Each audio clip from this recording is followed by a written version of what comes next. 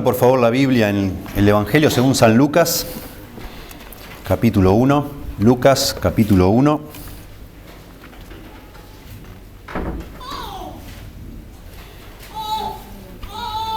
Anticipándonos a la Navidad, vamos a meditar en la oración que hizo María, la mamá de Jesús. Lucas capítulo 1. Lucas 1.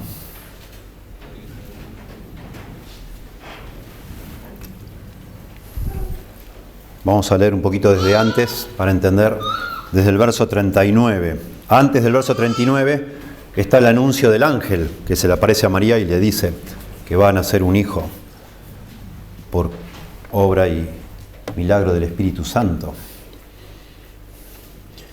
Una vez que María recibe del ángel esa noticia, el escritor Lucas engancha para que sepamos que es inmediatamente después de haber recibido esa noticia. Dice en Lucas 1:39, en aquellos días, los días que recibió la noticia de que iba a ser madre de Jesús sin haber tenido nunca un padre, un compañero. En aquellos días, levantándose María, fue deprisa a la montaña, a una ciudad de Judá, y entró en casa de Zacarías y saludó a Elizabeth. Y aconteció que cuando oyó Elizabeth la salutación de María, la criatura saltó en su vientre. Elizabeth también estaba embarazada de Juan el Bautista, el primo de Jesús. Y el que salta en el vientre de Elizabeth es Juan el Bautista, ¿okay? Que ya estaba de 6 meses embarazada, Elizabeth. Y Elizabeth fue llena del Espíritu Santo y exclamó a gran voz y dijo: bendita tú entre las mujeres y bendito el fruto de tu vientre. ¿Por qué se me concede esto a mí? Dice María, que la madre de mi Señor, dice Elizabeth, ¿por qué se me concede esto a mí? Que la madre de mi Señor, María, venga a mí. Porque tan pronto como llegó la voz de tu salutación a mis oídos, la criatura saltó de alegría en mi vientre. Y bienaventurada la que creyó, porque se cumplirá lo que le fue dicho de parte del Señor. Y ahora sí habla María. Entonces María dijo, verso 46, y aquí está el cántico de María, o la oración que se transformó en canción. Entonces María dijo: engrandece mi alma al Señor, y mi espíritu se regocija en Dios, mi Salvador, porque ha mirado la bajeza de su sierva. Pues he aquí, desde ahora me dirán bienaventurada todas las generaciones, porque me ha hecho grandes cosas el poderoso, santo es su nombre, y su misericordia es de generación en generación a los que le temen. Hizo proezas con su brazo, esparció a los soberbios en el pensamiento de sus corazones, quitó de los tronos a los poderosos y exaltó a los humildes. A los hambrientos colmó de bienes y a los ricos envió vacíos. Socorrió a Israel su siervo, acordándose de la misericordia, de la cual habló a nuestros padres, para con Abraham y su descendencia para siempre. Y agrega como un apéndice Lucas, y se quedó María con ella, con Elizabeth, como 3 meses. Después se volvió a su casa. Yo no sé si alguna vez ustedes pensaron, ¿por qué será que se canta tantas canciones de Navidad y no tantas canciones sobre la cruz? ¿Por qué es tan lindo cantar de la Navidad? ¿Por qué a todo el mundo le gusta cantar de la Navidad y no nos gusta cantar tanto de la cruz? Porque la Navidad es mucho más amigable. Porque la Navidad habla de un bebito, de una madre, de mucha ternura, de todo dulce y amoroso, todo precioso. Y la cruz habla de un sacrificio, de sangre, de ira, de pecado, de culpa, de un juicio. Y eso no nos gusta mucho que nos hablen. La Navidad es súper agradable para hacer tarjetitas, para desear gozo, felicidad, paz a todo el mundo. Y claro que sí. Y se habla de eso en las Escrituras. Y la Navidad de alguna manera es es mucho más, si se quiere así, a los ojos de las personas en general, es mucho más marketinera que la cruz. Muchísimo más. A todos nos gusta. ¿Quién va a rechazar que le hablen de un bebito, de una mamá, del lugar humilde y pobre y de que no tenían lugar donde estar y que fueron ahí, los pastores se acercaron y los animalitos? Hermoso. Y la estrella de Belén y los magos que vienen con regalos. Todo es precioso. Todo es precioso. Nada que sea chocante, no hay nada chocante en la Navidad. Tal es así que la Navidad ha inspirado, el evento de la Navidad ha inspirado más canciones que ningún otro evento en la historia. Hace años estuve buscando en internet cuántas canciones de Navidad existen y no se sabe a ciencia cierta, pero se calcula que hay 20 millones de canciones sobre la Navidad. No existe nada parecido, ningún evento histórico jamás inspiró tantas canciones. Y asombrosamente, esta oración de María es una de las canciones más populares de la Navidad. Y se le llama el Magnificat. Porque en latín, la primera palabra que dice María, que en español dice, engrandece mi alma al Señor. Engrandece, en latín es Magnificat. Entonces a esta canción se le llama el Magnificat de María.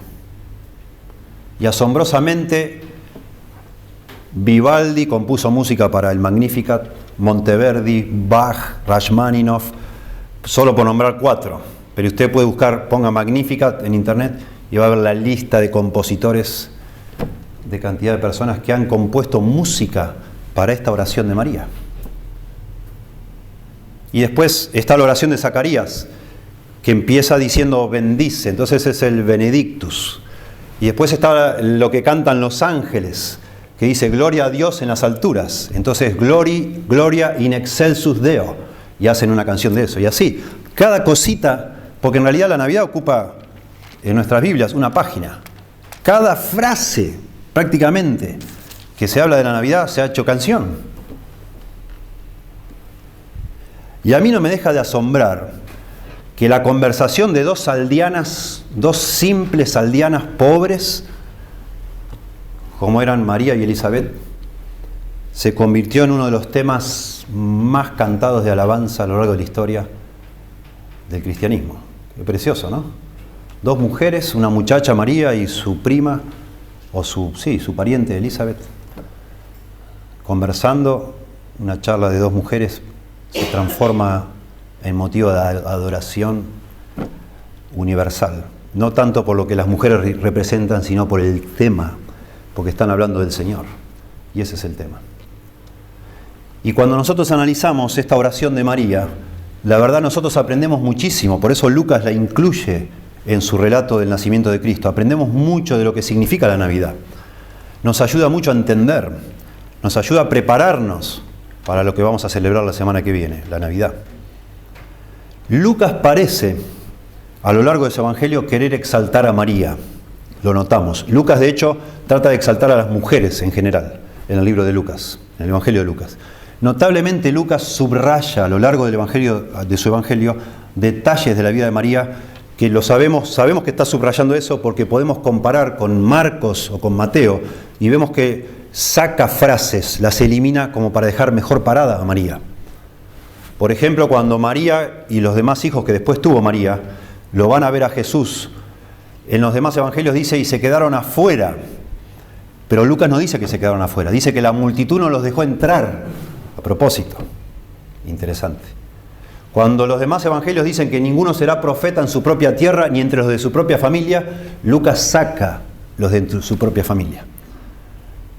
Porque Lucas sabe y subraya que María era una mujer de fe, una mujer piadosa. Y María desde el principio tuvo mucha fe en el Señor Jesús. Siempre la tuvo. Y después cuando aparece el libro de Hechos, comienza el libro de Hechos, capítulo 1, verso 14, Lucas nos describe cómo eran los discípulos que estaban en el aposento alto esperando que se derramara el Espíritu Santo. Y Lucas dice, y María, la madre de Jesús, estaba con ellos. Porque era una mujer piadosa, María. Pero tenemos que tener cuidado cuando leemos esta oración de María de pensar, como lamentablemente a lo largo de la historia algunos han pensado, que esto está puesto acá para exaltar a María. No está para eso. El punto acá, el centro de toda la historia del nacimiento de Cristo, es Cristo. Es el bebé. Es lo que está haciendo Dios, es algo asombroso que está haciendo Dios. Está cambiando la historia para siempre. De hecho, la historia se mide antes y después del nacimiento de Cristo. El centro de todo este relato no es María, no es Elizabeth, es el Señor, Jesucristo. Y tenemos que entonces analizar esta oración de María, el Magnificat, que significa justamente eso, magnificar o engrandecer, para engrandecer o magnificar al Señor y al significado de lo que Él hizo, de su encarnación, de Él haberse hecho hombre y venir a vivir entre los hombres. Y de alguna manera esta oración de María engrandece o magnifica al menos 3 elementos de lo que es la Navidad, el significado de la Navidad, de la encarnación de Cristo. Enfatiza o magnifica el gozo. La Navidad tiene que ver con el gozo. Enfatiza o magnifica la humildad y magnifica también la misericordia. La Navidad debe hacernos pensar en lo que es el verdadero gozo. La Navidad debe hacernos pensar lo que es el verdadero gozo. La Navidad también debe hacernos pensar en lo extraordinario de la humildad de Jesús, de Dios. Y la Navidad debe hacernos pensar también en nuestra necesidad de misericordia. Misericordia. Esos 3 elementos vemos acá en esta oración de María: gozo, humildad y misericordia. Y veamos entonces, en primer lugar, la Navidad debe hacernos pensar en lo que es el verdadero gozo. Todo en este relato tiene que ver con el gozo, tremendo, asombroso, se recalca y se remarca todo el tiempo el asunto del gozo, el gozo, el gozo. Y noten cómo comienza la oración de María. Dice: engrandece mi alma al Señor y mi espíritu se regocija en Dios, mi Salvador. Ella se regocija. Dice, y esto es toda una forma poética, como escribían los antiguos hebreos, tratando de hacer que la segunda línea muchas veces sea paralela a la primera. Cuando la primera línea dice, engrandece mi alma al Señor, y la segunda dice, y mi espíritu se regocija en Dios mi Salvador, mi espíritu es paralelo a mi alma, engrandece es paralelo a se regocija, y por supuesto Señor es paralelo a Dios mi Salvador. Está tratando de decir lo mismo con distintas palabras.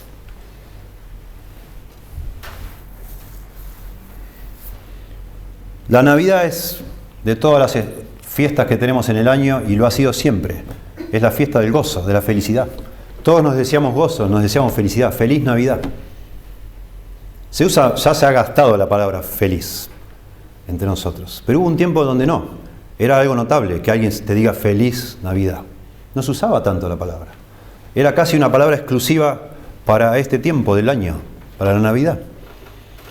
Y eso surge no de casualidad, porque a alguien se le ocurrió, sino porque es lo que se lee acá, que es un tiempo de felicidad, de gozo, de mucho gozo. Noten ustedes, capítulo 1 de Lucas, verso 14, cuando el ángel se le aparece a Zacarías, el papá de Juan el Bautista, y dice, y tendrás gozo y alegría, y muchos se regocijarán de su nacimiento. Cuando María va a ver a Elizabeth y se encuentra con Elizabeth. A propósito, el ángel antes le avisa a María, no solo le avisa a María, el ángel, que María va a ser la mamá del Salvador, de Jesús, sino que Elizabeth estaba embarazada también ya del precursor de Jesús, que era Juan el Bautista. Así que va María a hablar con Elizabeth y a contarle. Bueno, Elizabeth de alguna manera ya sabía por su marido, pero el marido no creyó al ángel y quedó mudo, Zacarías. Así que va María a hablarle, y cuando María saluda a Elizabeth, nos dice el relato que acabamos de leer, que Juan el Bautista, de 6 meses, no de nacido, de 6 meses de concebido, todavía un feto, no sé cómo se llama médicamente, saltó de gozo saltó en el vientre de su madre. Tremendo. Y Elizabeth dice, se fue llena del Espíritu Santo, y el Espíritu Santo le ayuda a Elizabeth. Ella no era doctora, no era ginecóloga, obstetra, nada. ¿Qué sabía Elizabeth de lo que estaba pasando dentro de su vientre? Solo sabía que de repente ahí hubo como una convulsión rara. Y dice el relato, llena del Espíritu Santo, Elizabeth dijo que Juan el Bautista acababa de saltar de gozo dentro de su vientre. Gozo. Qué precioso, ¿no? De pensar. Qué sorprendente. Todo acá tiene que ver con eso, por supuesto. Y María lo dice, engrandece mi alma al Señor y se regocija mi espíritu en Dios mi Salvador. Se regocija, se llena de gozo. El concepto de engrandecer tiene que ver con magnificar. Bueno, así se dice en latín, magnificat, de ahí sale el nombre de esta canción. Magnificar, hacer que algo tenga mayor estima a los ojos de otros. Hablar altamente de algo o de alguien, eso es engrandecer. Como elogiar a alguien para que los demás lo vean como más grande de lo que es, de pronto. O como de lo que no de lo que es, sino de lo que lo veían, lo consideren más, como más importante, como más grande. Cuando dice mi alma o después dice mi espíritu, son formas poéticas de hablar de ella. María está diciendo, yo engrandezco al Señor, yo me regocijo en el Señor, en Dios mi Salvador. Lo que está tratando de expresar María al hablar de engrandecer y de regocijarse, la palabra regocijar ahí tiene que ver con sentir una alegría o una euforia extrema, gozarse grandemente. Lo que está tratando de decir María es que está asombrada. Es un asombro que produce adoración, es una sorpresa, es decir, no lo puedo creer, ¡wow! Pero lleno de gozo. Imagínense ustedes de María. María era una mujer piadosa que conocía las Escrituras, mucho conocía las Escrituras. Y María, como una judía piadosa, estaba esperando que algún día venga el Mesías a este mundo. Lo decía así las Escrituras, que algún día iba a venir el Mesías, iba a nacer en Israel. Y ella no puede ni creerlo, que ella va a ser. Ella es la escogida para que nazca ese Mesías. Y está sorprendida, y cuando habla con Elizabeth, y al Elizabeth comentarle, como hemos leído acá, que cuando ella lo saludó, Juan el Bautista en su vientre saltó de gozo. Bueno, y a Elizabeth le dice, bendita eres entre todas las mujeres. La verdad, Elizabeth era estéril y era una mujer grande. María no era grande, tenía unos 15 años. Elizabeth estaba llena de gozo, porque habiendo sido estéril, de pronto ahora iba a tener un hijo. Pero cuando la ve a María dice, tu gozo todavía es mayor, tú eres bendita entre todas las mujeres, tú eres la más bendecida de todas las mujeres que jamás existieron, es lo que significa eso. Porque vas a ser la madre del Mesías, del Salvador. ¡Wow! Y entonces María, a ver, se sorprende y expresa esto, gozo, porque se da cuenta de que esto es algo que depende solo de Dios. Dios escogió así, no se lo merece ella. Tremendo. Qué maravilla, ¿no? De pensar. Nosotros hoy en día conectamos esta sensación de gozo, de euforia con buenas noticias, cosas que nos van sucediendo. Y de pronto si hoy por hoy, como vivimos cada uno de nosotros, si hoy te avisaran de que, no sé, la raspadita que el otro día, o el cupón ese que llenaste cuando hiciste una compra, y te hicieron poner en un buzón, y justo salió sorteado y te llaman antes de la Navidad, porque en todos los negocios hacen eso, para promocionar, o muchos. Y vos, bueno, lo llenaste medio de mala gana, lo pusiste en el buzón. Y si te llamaran de ese, no sé, el almacén a decirte que te ganaste el pan dulce, que es, no sé lo que vale, un pan dulce de 200 pesos, a lo mejor te alegraría el día, tremendo. Decía, wow, qué gozo. A mí me pasaría. Pero a lo mejor llega el 24 o el 25 y a muy pocos de nosotros nos produce gozo pensar que un día Dios se hizo hombre y nació en un pesebre para salvarnos. ¿Qué gozo me puede producir eso? ¿Por qué? ¿Cuál es la alegría?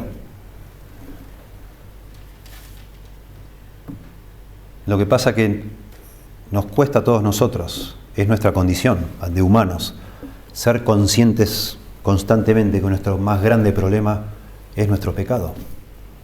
El más grande problema que nosotros tenemos está dentro nuestro. Somos nosotros mismos. Está en nuestro corazón. Y no solemos pensar en eso demasiado.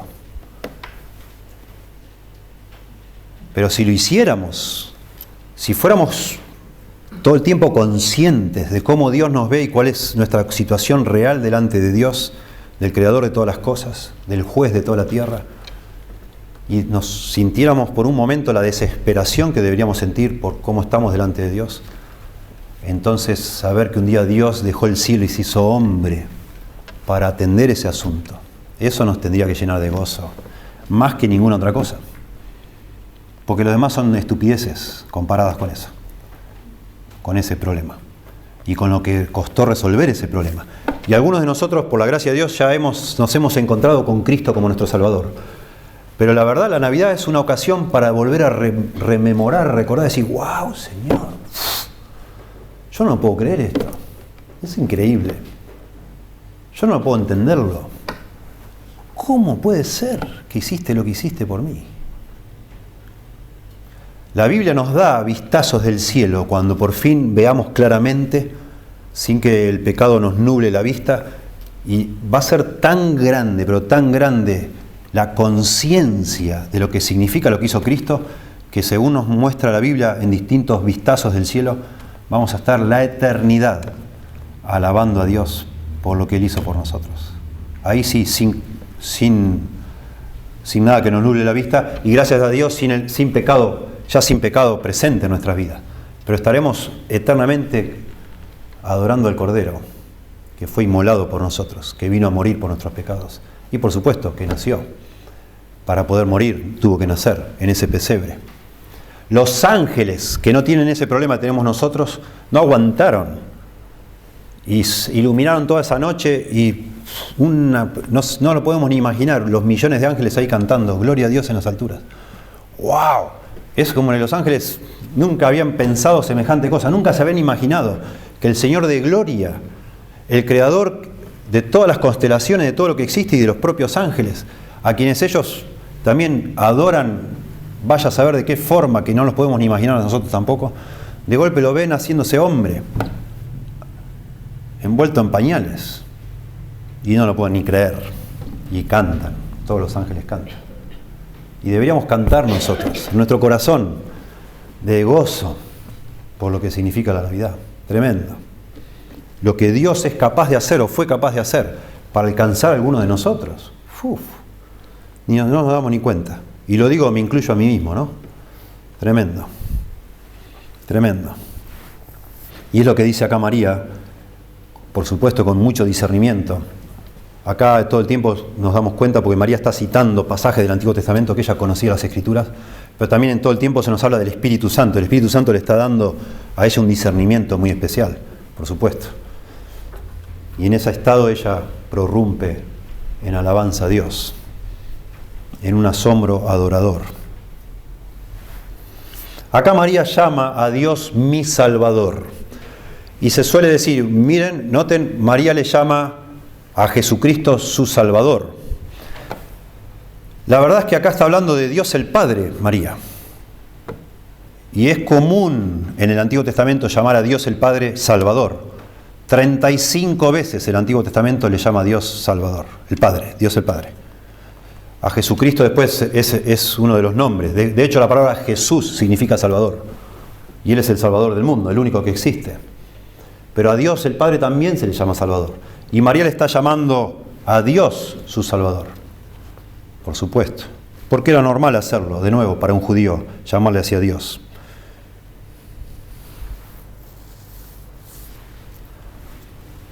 Todo el relato apunta a la salvación. Para eso nació Jesús. Noten ustedes, 1:69, la oración de Zacarías, ahora el papá de Juan el Bautista.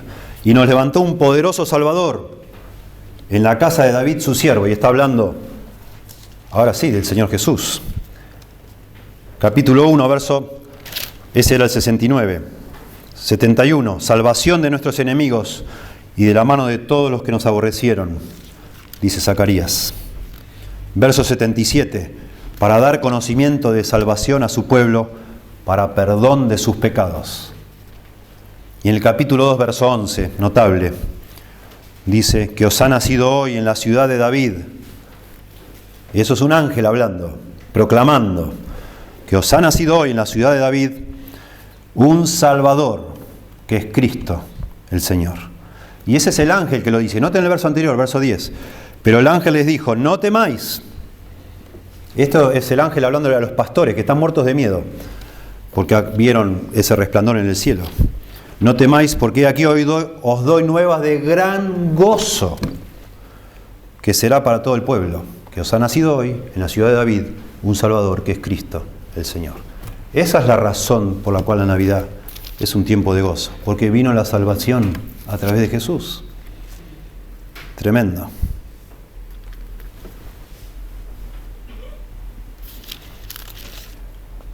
Esta mañana prediqué en la ciudad de Seiza. Y se acercó una persona a la que quiero mucho, que hace años vivió en Lobos y ahora vive en Ezeiza.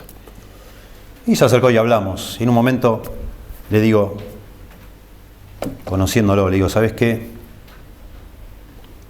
Algo que yo dije en el sermón, lo dije pensando en vos. Porque yo sé que hace años que vos venís asistiendo primero a la iglesia en Lobos, ahora la iglesia está en Ezeiza. Pero yo de todo corazón te lo digo, con mucho amor, yo no estoy seguro que vos seas un creyente, un convertido, un cristiano. Y me dijo, y siempre trato, me dice, siempre trato, pero uno nunca puede con todo, nunca cumple completamente, ¿verdad? Me dice. Miren, las personas que no entienden de qué se trata la salvación que da Cristo, siempre están tratando de que Dios les salve, pero nunca llegan a la certeza de que Dios les salvó. Esas personas no saben lo que es el gozo. El gozo que produce saber que Cristo nos ha perdonado todos los pecados, o Dios el Padre nos ha perdonado todos los pecados por lo que hizo Cristo por nosotros. Cuando uno se puede acostar a la noche con la certeza de que si se te cae el techo encima, está todo bien. Que si, como pasó esta semana pasada, te morís de muerte súbita, así que de golpe decís a alguien, ¿sabes qué? Me voy a tomar un tecito, no me siento muy bien. Y te vas a acostar y ahí te quedás. Está todo bien. Está todo bien con Dios. Vivir así da gozo. Es una forma imposible de explicar, pero eso es posible solo porque Cristo existe, porque un día se hizo hombre, nació en un pesebre, vivió entre los hombres sin pecado y un día entonces se ofreció a morir como un sustituto en la cruz para ser el Salvador de los seres humanos. Cuando una persona conoce a Cristo como su Salvador, conoce el gozo y la paz verdadera. Y de eso es la historia de la Navidad. Por eso dicen los ángeles, y eso vamos a hablar el domingo que viene, gloria a Dios en las alturas y en la tierra paz. En la tierra paz a los hombres en los cuales Dios tiene su voluntad o su buena voluntad. Lo vamos a explicar la semana que viene. Uno tiene paz cuando recibe el don que significa la Navidad. Bueno, el cántico de María entonces de alguna forma magnifica, subraya lo que es el gozo. La Navidad debe hacernos pensar en el verdadero gozo y debería hacernos pensar, realmente yo conozco ese gozo, he encontrado esa paz con Dios, ese gozo, esa satisfacción interior de que está todo bien. Para eso vino Cristo. En segundo lugar, la Navidad debe hacernos pensar en lo extraordinario de la humildad. Y a mí me asombra, me parece algo realmente notable, que el gran punto de toda esta oración de María es el tema de la humildad. María está realmente asombrada de que Dios la haya escogido a ella para ser la mamá de Jesús. Se pellizca y no lo puede creer. Y entonces reflexiona en su propia bajeza, así dice acá en la versión en español, que Dios se ha dignado a mirar la bajeza de ella, de su sierva, tu sierva, se llama a sí misma una sierva de Dios, porque es lo que es, como una creyente devota. ¿Quién soy yo? Y empieza a meditar María en su propia incapacidad, su propia simpleza, el hecho de que no tiene absolutamente nada digno para que Dios la haya escogido a ella como la mamá de Jesús, y termina reflexionando en cómo Dios,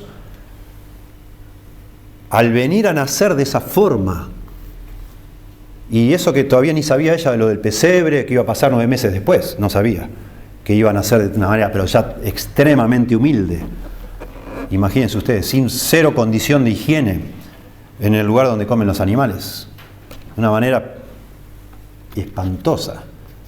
Pero aún sin todavía ver eso, ni saber de eso, quizás, aún solo por saberse ella indigna de ser la mamá del Señor, sabiendo que era de una aldea, de una muchacha anónima, aún así le hace pensar en lo asombroso que es Dios, cómo Él da vuelta todo patas para arriba, cómo Él confunde, revierte las cosas, y a los que no son nada los exalta, y a los que se la creen los abate y los humilla.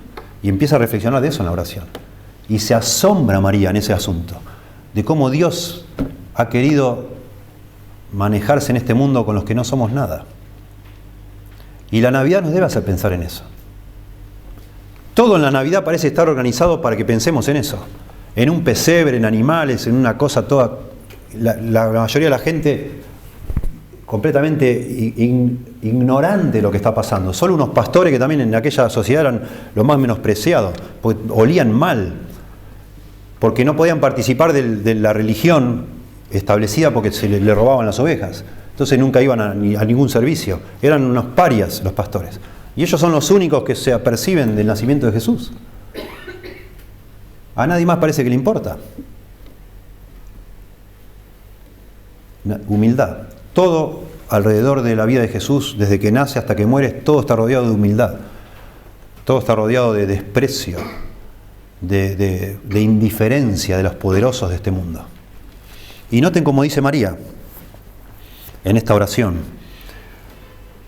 Dice verso 48, porque ha mirado la bajeza de su sierva, pues he aquí desde ahora me dirán bienaventurada todas las generaciones, porque me ha hecho grandes cosas el poderoso.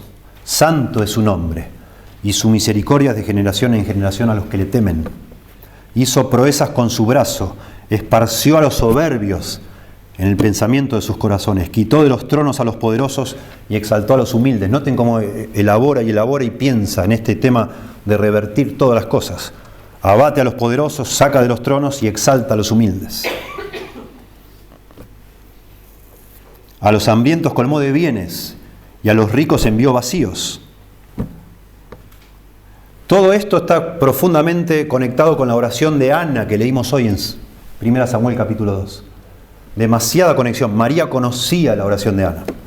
Y Ana oró así porque Ana era una mujer estéril y una concubina de su marido la vivía humillando, Penina.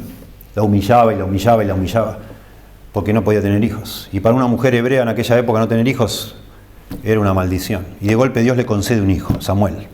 Y entonces ella hace una oración.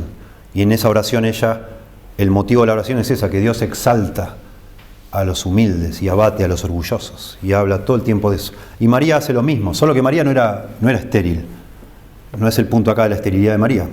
No dice nada la Biblia, para nada. Pero lo que sí, María era indigna. Y cualquier ser humano es indigno. Cualquier mujer en este mundo sería indigna de ser el instrumento que Dios use para venir a este mundo. Y eso es consciente María, y por eso reflexiona.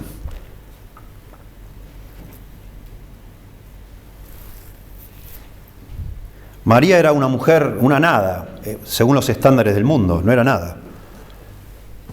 Era una mujer piadosa, por lo que leemos en las Escrituras, pero eso a quién le importaba. No era una mujer que venía de cuna, digamos como decimos, de sangre azul. Nadie se hubiera imaginado que el rey de los judíos, el Mesías, iba a nacer en una aldea en Nazaret. Por eso durante toda su vida se burlaban la gente. De Nazaret puede salir algo bueno. Este no es el carpintero, el hijo del carpintero. Este dice que es el Salvador. No puede ser. Nadie se imaginaba una cosa así. Y María menos, obviamente. Y se asombra María. Y noten ustedes que comienza pensando en ella misma. El asombro es por ella misma. Pero a medida que avanza su oración, ya incluye a todo su pueblo Israel. Y a las promesas hechas a Abraham. Porque eso tiene que ver. Este es el gran sentido de esta mujer piadosa que conoce las Escrituras, se empieza a dar cuenta. Ella va a ser el instrumento por el cual Dios va a traer bendición, no solo a Israel, a toda la humanidad, porque menciona a Abraham, y a Abraham se le dijo que en él iban a ser benditas todas las naciones de la tierra. Y María, de golpe, de la nada, de ser una mujer anónima, en una aldea, porque Nazaret era una aldea de 300 habitantes. Yo no sé, Salvador María, cuántos tiene, pero 300 habitantes. Creo que Salvador María tiene más. 300, no sé, ¿cómo se le llama acá en Argentina? Una aldea, no sé qué es. Un caserío ahí, 300 personas. Se conoce todo el mundo. Y de ahí resulta que sale una mujer que va a ser, según ella, va a ser recordada por todas las generaciones, se da cuenta. Porque todos algún día van a decir, wow, mira, esta fue la mujer que Dios usó para que venga el Mesías. Y entonces se sorprende, pero esa sorpresa pasa a ella misma y la extiende a las cosas. ¿Cómo hace Dios las cosas, no? ¿Cómo hace Dios?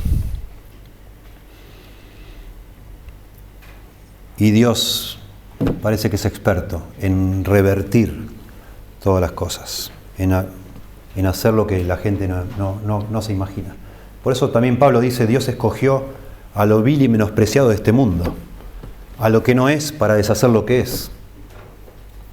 Porque mirad, hermanos, dice Pablo, vosotros, que ninguno de ustedes son nobles, o son poderosos, o son sabios, no somos nada. Y de golpe y porrazo, la Biblia nos dice que Dios nos escogió, que nos salvó, que nos hizo miembros de su familia, que somos hueso de sus huesos y carne de su carne, que nada nos puede separar de su amor y que estaremos con Él para siempre en el cielo. ¿Y por qué? Porque Dios se le antojó. Qué belleza, ¿no? Porque no tenemos nada que nos recomiende, nada, absolutamente nada. Y acá, notablemente, Lucas, lamentablemente cuando se traduce de un idioma a otro, se pierden detalles, pero Lucas usa un verbo, usa todos los verbos que siguen acá en la oración de María, son todos usados en el tiempo que se llama aoristo. Y el tiempo aoristo se puede traducir como pasado, pero también se puede traducir como futuro. Porque el tiempo aoristo, en realidad en el griego, no está subrayando un tiempo en especial, sino una forma en cómo se desarrolla una acción. Y acá cuando dice, noten ustedes, en la oración de María,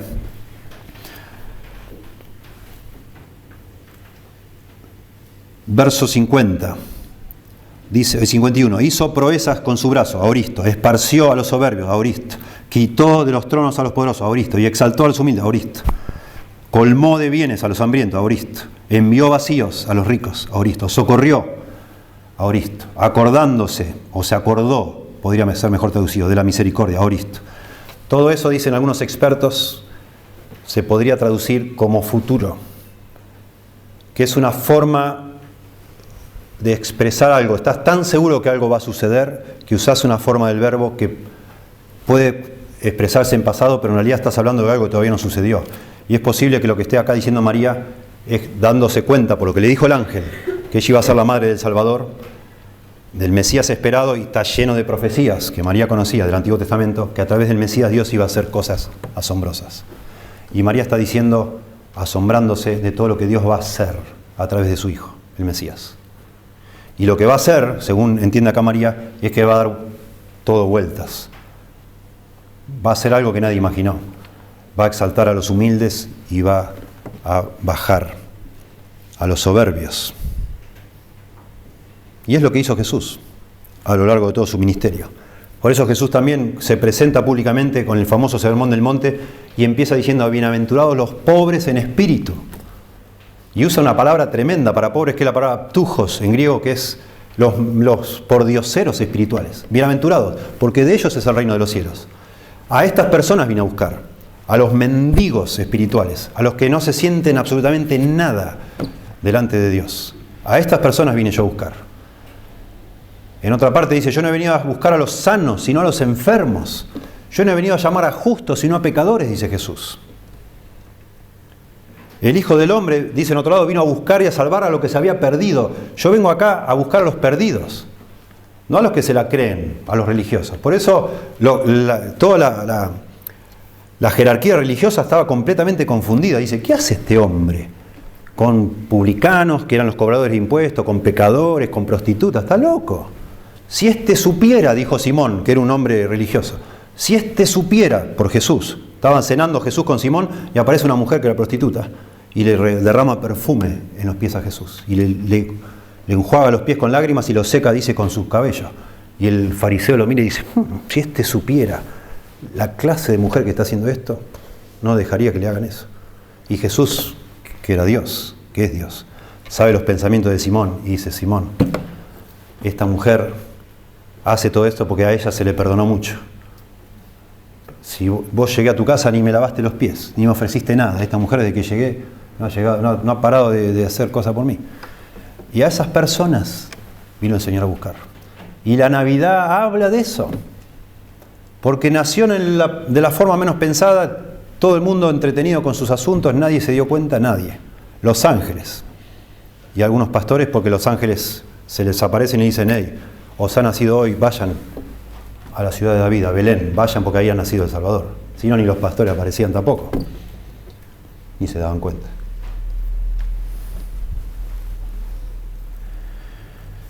Maravilloso, nuestro Señor maravilloso. La Navidad nos habla de gozo, entonces.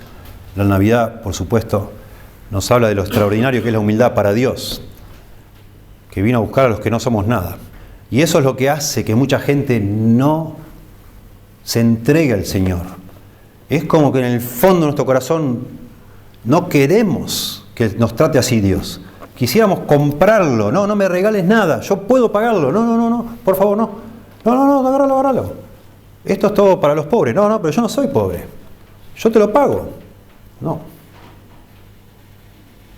Lo siento. Acá solo regalamos esto a la gente que lo necesita. No, pero yo lo puedo pagar. Bueno, entonces no te lo damos. Imagínate, una situación estoy inventando, ¿no? Pero más o menos hay personas que leen la Biblia y choca eso. ¿Cómo que soy pecador? ¿Cómo que estoy perdido? ¿Cómo que no merezco el cielo? ¿Cómo es eso? Bueno, otra vez, la única forma de entrar al cielo es agachándose tanto, de manera que el Señor te salve, que te llegues al punto, espiritualmente hablando. No tenés que vender nada, no tenés que regalar nada a los pobres para ser pobre.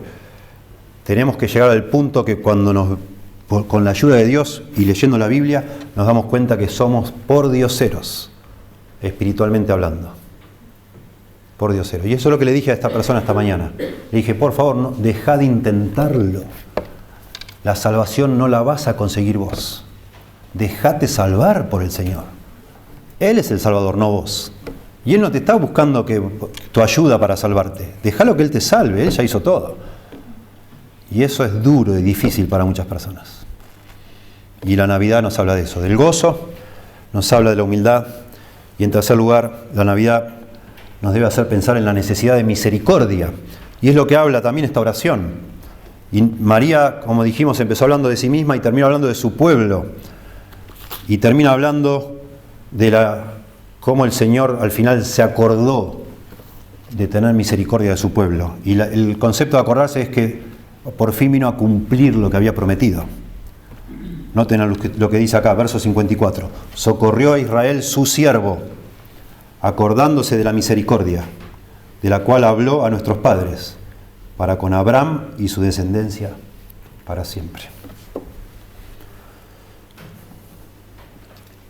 De esto habla la Navidad, de misericordia. Misericordia tiene que ver con la manifestación externa de la compasión. De nuevo, la misericordia se extiende a alguien que necesita algo que no puede conseguir por su propia cuenta. Como decimos nosotros, pobrecito. Esa expresión de decir pobrecito, y si yo no lo ayudo, ¿quién lo va a ayudar? Y ahí está surgiendo compasión en tu corazón y decir, bueno, tomá, querido. La Navidad tiene que ver con eso, con Dios mirándonos desde el cielo y viéndonos perdidos, sin posibilidad de salir del laberinto en el que estamos, y Él deja el cielo y viene a buscarnos para salvarnos, porque estamos perdidos. Y lo reconoce María porque conoce las Escrituras, porque sabe de las promesas hechas a lo largo de la historia, a Abraham, a David, a Moisés. El pueblo de Israel tratando, como este hombre esta mañana que me dice, tratando de agradar a Dios y nunca pudiendo. y nunca pudiendo y nunca pudiendo. Y al final entonces, como no puede, necesita que venga alguien a rescatarle. Y eso es la idea de un Salvador, el que viene a rescatarnos, a salvarnos de nuestros pecados. Por eso dice el ángel: os ha nacido hoy en la ciudad de David un Salvador, que es Cristo el Señor, Jesucristo. Por eso también cuando se le aparece el ángel a José, en Mateo capítulo 1 está el relato del ángel, en Lucas 2 se le aparece el ángel a María, en Mateo 1 se le aparece el ángel a José, y tenemos que complementar el relato ahí, armando con los dos evangelios. Y cuando se le aparece a José, Mateo 1, verso 21 al 23, dice así el ángel: y dará a luz un hijo, María. Porque, ¿se acuerdan? José, cuando se da cuenta que María está embarazada, la quiere abandonar secretamente, porque ellos no se habían casado todavía. Y él tenía miedo, viviendo en una aldeíta de 300 personas. Era cantado que todo el mundo iba a decir que ellos habían hecho algo ilícito. Pobre mujer, la iban a enloquecer. Y la ley decía en realidad que ella debería morir a pedradas por haber sido infiel. Entonces él, como no quería que pase eso, había pensado abandonarla secretamente. Entonces se le aparece el ángel y dice: no la abandones, no la abandones. Ella no te fue infiel. Ella, porque estaba comprometida, no casada todavía, pero ya habían firmado el contrato. Ya digamos estaba reservada para José. No podía estar con nadie María. Y el ángel le dice: no la abandones. No estuvo con nadie. Ella va a concebir del Espíritu Santo.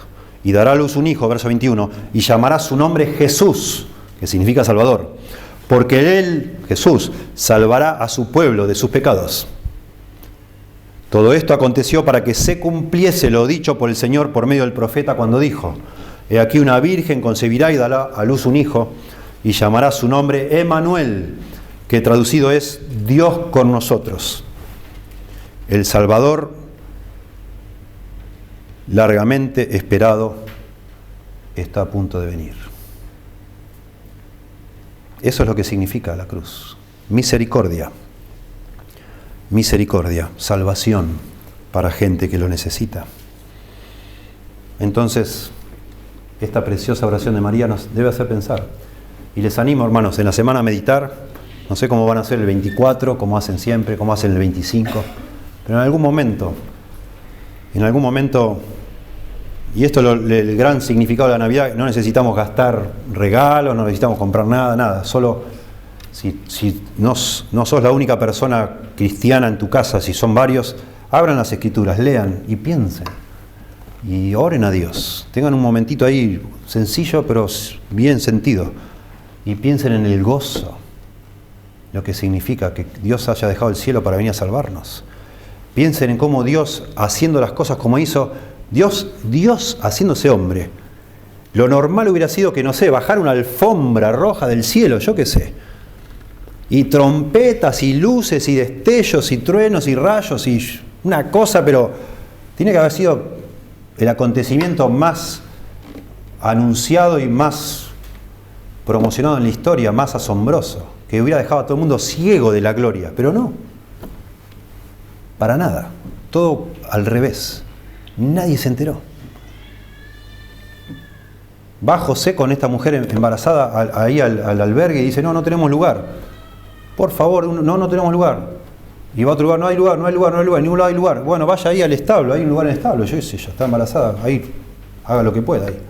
Imagínense ustedes. Así vino Jesús a este mundo, el Salvador.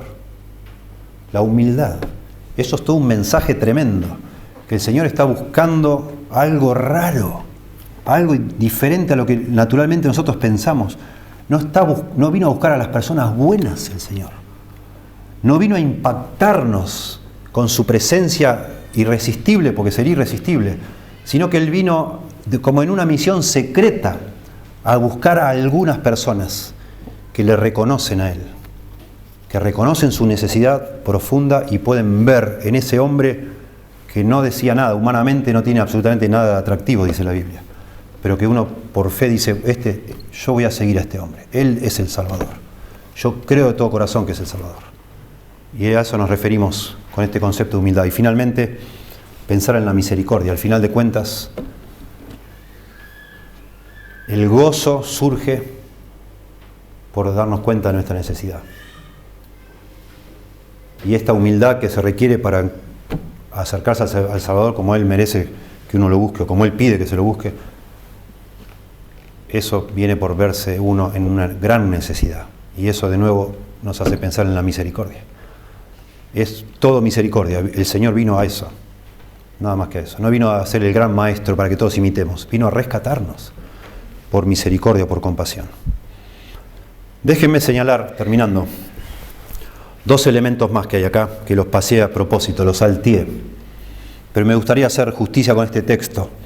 Yo digo que el Magnificat de María magnifica 3 elementos: el gozo, la humildad y la misericordia. Pero acá Lucas, yo veo que Lucas de alguna manera subraya 2 aspectos más, no tanto en lo que dice María, sino en los versículos anteriores, en ese encuentro entre María y Elizabeth. Y ahí se subraya la fe de María. Pero me parece, para que nadie se confunda, simultáneamente con exaltar la fe de María, que es tremenda la fe de esta mujer, se habla del Espíritu Santo, mucho del Espíritu Santo. Y yo quiero decir, porque sí percibo que Lucas quiere exaltar a María. Y yo quiero decir que usted y yo podemos celebrar la Navidad pensando en el gozo, en la humildad y en la misericordia, si vemos a la Navidad con fe, con una mirada de fe. Si vemos lo que otros no ven, eso es la fe. Tener fe es ver algo invisible, digamos, con los ojos del alma. Pero también eso va a ser posible solo si el Espíritu Santo está obrando en nuestro corazón, por supuesto. Y es lo que se ve acá. Solo para, como dicen en inglés, para darles comida para el pensamiento, para pensar. Es asombroso que María haga esta oración. Porque comienza diciendo en aquellos días, y esos son los mismos días que le habló el ángel le habló a María y le dijo: vas a quedar encinta. Y el santo ser que nacerá será hijo del Altísimo, Pero todavía no pasaron, María no ve nada, todavía. A lo mejor ya le había cesado las costumbres de las mujeres y ya sabe que está embarazada. Pero hay que tener una fe enorme para pensar que realmente ese hijo que van a nacer va a ser el Mesías, va a ser el Salvador, y que va a hacer todo lo que está diciendo acá que él va a hacer. Todavía no hizo nada, todavía no nació. Todavía no sabemos si van a nacer vivo, van a nacer muerto, qué va a pasar, dónde van a nacer. No sabemos nada. No sabe nada ella. Pero ella creyó a lo que el ángel le dijo. Y tenemos el contraste asombroso acá que Zacarías, que era un hombre, el papá de Juan el Bautista, que ministraba en el templo, él no le creyó al ángel. No le creyó nada. Y por eso quedó mudo. Pero María sí creyó. Y María fue a ver a Elizabeth. Inmediatamente que el ángel le dijo, fue a ver y aparentemente fue obedeciendo al ángel para hablar con Elizabeth, para regocijarse junto con Elizabeth, porque Elizabeth iba a ser la madre de Juan el Bautista, que era el precursor del Mesías. Y entonces dice, en aquellos días levantándose María, verso 39, fue deprisa a la montaña, a una ciudad de Judá. Ella vivía en el norte, en Nazaret, viajó como 100 kilómetros, unos 3 días, 4, y se fue a ver a su prima María, Elizabeth. Y entró en la casa de Zacarías y saludó a Elizabeth. Y aconteció que cuando oyó Elizabeth la salutación de María, la criatura saltó en su vientre, y Elizabeth fue llena del Espíritu Santo, y exclamó a gran voz y dijo, bendita tú entre las mujeres, y bendito el fruto de tu vientre. Noten de nuevo, la Biblia es muy cuidadosa. María es bendita por lo que tiene en su vientre, no por nada más. No es porque sea una santa mujer, una mujer extraordinaria, única, la mujer más santa que jamás existió. En ningún lado de la Biblia dice eso. María es bendita porque Dios la escogió, miró la bajeza de su sierva y le dijo, tú vas a ser la madre del Mesías. Nada más. Ni más ni menos. Y bendito el fruto de tu vientre. ¿Por qué se me concede, dice Elizabeth, esto a mí, que la madre de mi Señor venga a mí? Noten, es tremendo esto. Elizabeth también tiene fe. La madre de mi Señor. Por favor, no se pierdan esto. En la Biblia, el Señor es Dios. Es Dios. No se le llama Señor a nadie salvo a Dios y a Jesús. Y Elizabeth está diciendo, realmente como un privilegio, Elizabeth está gozosa.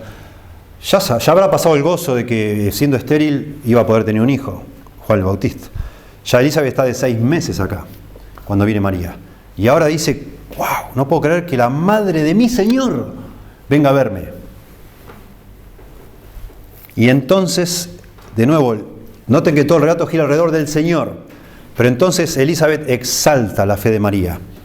Y dice Elizabeth, porque tan pronto, verso 44, como llegó la voz de tu salutación a mis oídos, la criatura saltó de alegría en mi vientre. Y bienaventurada, verso 45, la que creyó, esa es María, porque se cumplirá lo que le fue dicho de parte del Señor.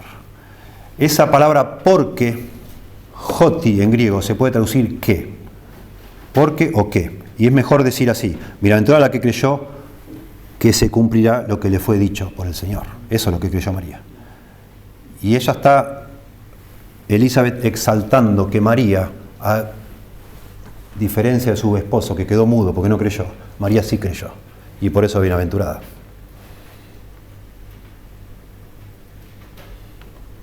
Bueno, eso es lo que necesitamos. María fue capaz de orar como oró y de discernir lo que estaba pasando porque tuvo fe. Necesitamos fe, por supuesto. Necesitamos fe para vernos como somos mendigos espirituales. Necesitamos fe para creer que ese bebé que nació, que un día murió desnudo en una cruz, es el Salvador. Y estaba muriendo no por sus pecados, porque nunca pecó, sino por mis pecados.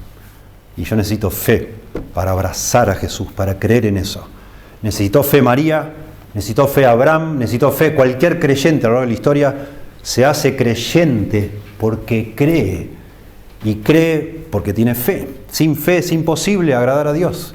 Y sin fe es imposible entender de qué se trata la Navidad, de qué se trata la cruz, de qué se trata Cristo, de qué estamos hablando, ¿no? Ese es el punto. Y esto está puesto acá sin duda para animarnos. María no fue muy diferente a nosotros. No lo fue. Somos todos iguales a los ojos de Dios. El único santo es Dios. Jesucristo hecho hombre. El único santo que habitó entre nosotros. Todos nosotros los seres humanos, así como estamos, con la fe como un granito de mostaza raquítica, tan valiente, imperfecta como es, aunque tuviera fe como un grano de mostaza, dijo Jesús, con eso es suficiente para que el Señor nos salve. Y el Señor nos invita, nos llama, clama a cada uno de nosotros para que confiemos en Él. Y yo en el nombre del Señor le ruego, por favor, ponga su fe en Cristo. Él es el único Salvador que hay. Acuéstese sobre Cristo, recuéstese sobre Él. Y si a usted le falta tener fe, dice usted, así me dice alguna persona, me gustaría tener la fe que vos tenés, yo no puedo. La fe es por el oír y el oír es por la palabra de Dios. María tenía esta fe realmente notable porque María conocía las Escrituras. Está citando acá las Escrituras todo el tiempo. Y por eso discierne como discierne. Y si usted dice no tiene fe, por favor, consígase una Biblia, acá tenemos para regalarle, y comienza a leer las Escrituras. Y Dios le va a dar fe. Porque el Señor nos salva por fe, porque la fe de todas las demás posibilidades que hay es la única, llamémosle así, virtud que no requiere obra de nadie. El Señor no salva a nadie por amor, o por misericordia, o por paciencia. La salvación es por la fe, porque todos tenemos fe. Todos los seres humanos tienen fe, todos. No es nada extraordinario, es lo más común que hay. El tema es que la fe que usted ya tiene, porque usted ya tiene fe, la ponga en Cristo. Si le cuesta ponerla en Cristo, lea las Escrituras, pídale a Dios ayuda y trate de ver quién es Cristo. Y con la ayuda del Espíritu Santo, usted puede tener la fe que salva, la fe que le va a ayudar a sentir ese gozo de que ha sido perdonado, que le va a ayudar a ver la necesidad que tiene usted de misericordia, ¿sí? Y que realmente la única forma que usted sea uno de esos escogidos por Dios es que a los ojos de Dios se considere un nadie, un nada. Humildad, estar todo patas para arriba, ¿verdad? La gente diría, no, Dios seguramente vino a salvar a los buenos, a los religiosos, algunos dicen en algunas culturas, los chupasantos. Nada que ver, nada que ver. Esos están tratando de salvarse por su cuenta. Dios salva a los que dicen, bueno, basta, me rindo, Señor. Por favor, sálvame tú, yo no puedo. Imposible. ¿Sí? Señor, gracias por tu palabra. Te pedimos, por favor, que la uses en nuestro corazón, en nuestra vida. Los que ya hemos conocido tu salvación, que con tu ayuda nos regocijemos de todo corazón. Disfrutemos realmente con un corazón que te adora, asombrado ante tu misericordia, tu gracia inmerecida. Cómo tú fuiste capaz de humillarte tanto, Señor, para buscarnos, para alcanzarnos hasta lo más bajo de nuestra condición, que podamos esta semana, antes, los días previos a la Navidad y en la Navidad, aunque sea por un momento, Señor, con tu ayuda, enfocarnos en este significado genuino, verdadero de la Navidad, que tú nos des esos ojos, esa mirada de fe, esos ojos que ven más allá de lo que otros ven, para darnos cuenta de el gran significado de la Navidad, Señor. Como los ángeles, que podamos contemplar la gloria que envuelve a todo esto tan oscuro como fue en ese rinconcito de Belén, Señor. Ayúdanos, te rogamos, y que cada uno de los que está aquí, que aún no te conoce, tú le concedas por medio del Espíritu Santo empezar a ver con los ojos del alma, Señor, empezar a ver en Cristo la única esperanza, la única salida para el pecado, la condición desesperada y perdida en el que cada uno se encuentra, Señor. Te lo rogamos en el nombre de Jesús. Amén.